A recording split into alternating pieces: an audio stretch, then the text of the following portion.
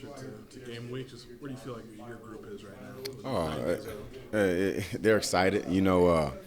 The opportunity to finally get a chance to play a game gets everybody's blood a little boiling and ready to play an opponent. So, but we've had a good progression.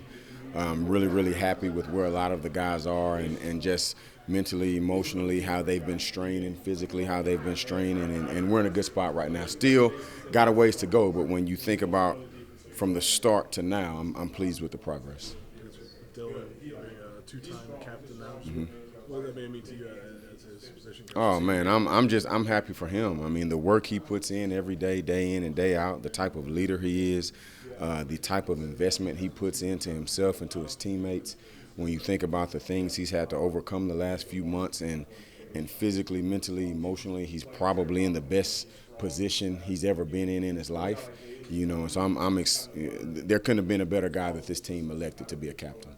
You talked about Grant before and talked highly of him. Just how's his campaign progressed? It's going good. The best thing for GB right now is he's surrounded by a bunch of older guys that gives him guidance, has given him great example of the type of routine he needs to have day in and day out, and just somebody to learn from. Him having a chance to come in early was huge for him. Physically, mentally, he's matured and he's had a lot of growth. So I'm really, really impressed with him and just the strides he's made.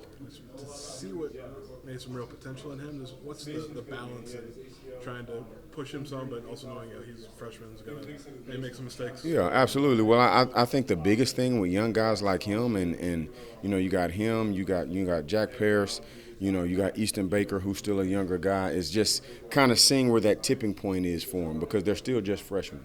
And the worst thing I think as a coach you can do to a young player is a guy that comes in with a lot of confidence and you push him in a way to where he loses that. And that's one thing I try to be very, very calculated with all of those guys.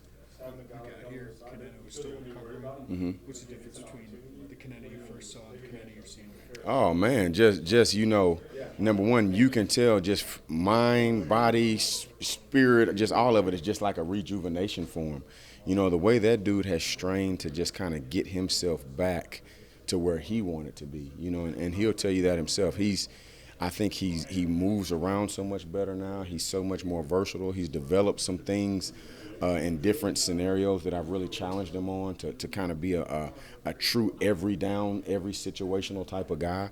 And I'm so happy with 39. He's made a lot of growth. What's that give you when he is at full strength? Because we saw a little bit of it last.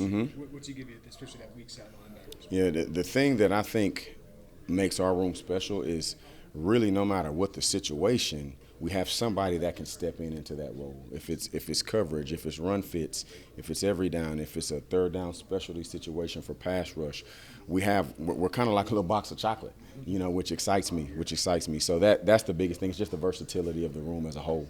What about JoJo? Practicing with you guys a little bit. Oh yeah. He was bounced around. Oh yeah. I mean, same thing. He's a guy that played at outside backer for us. He's a guy that is instinctive and he knows how to hunt the football. He can be an inside backer, so he's kind of like that guy where every situation you try to figure out where you can put him because he can do so much, and we got a couple of guys like that. So just his versatility, he's so freaking strong, he's smart, and again, just the level of strain he's committed to himself every single day just to get better. I'm really, really excited about him as well. How was Malachi kind of, after last year when he brought to you late in the season, how has he kind of used that or used it as a springboard?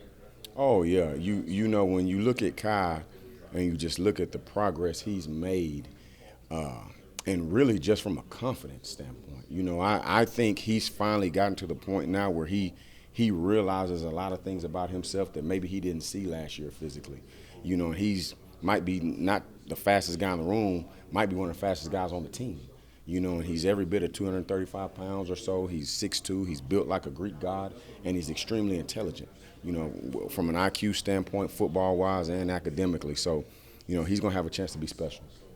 You've got some big, long linebackers in your room, but like Grant, obviously 6'4", 6'5". What can maybe that length and maybe leverage do for him? What's maybe unique about that? Oh, well, I mean, I think you just said it. You got natural leverage. You got natural length. The biggest thing when you have kind of bigger guys like GB and those guys that are 6'2", 6'3", is getting them to understand the importance of playing with consistent pad level. Take Grant, for example. He's going to be pretty much just as tall as any offensive lineman we face. So he's got to understand how to use his length and leverage as one of his weapons. You can't play 6'4". He can't play 6'4". He's got to be able to have an opportunity to play 6 feet, 6'2". And that's where we talk about leverage. But, length, size, height, speed, like I think our room's in a good spot, when you look at what we have. This room kind of figured out what to do when Dylan wasn't in there. What's the impact of him coming back and being full Dylan Rose? Oh, yeah. I mean, again, like I say, he's the leader in that room. The amount of work he puts in every day and what he's done to change his body, battle back from injury. The other day we were sitting there talking, and just mentally, emotionally, physically, I think he's probably in the best place he's ever been in his life. So I'm excited to watch that guy go out there and light it up this year. I appreciate you guys.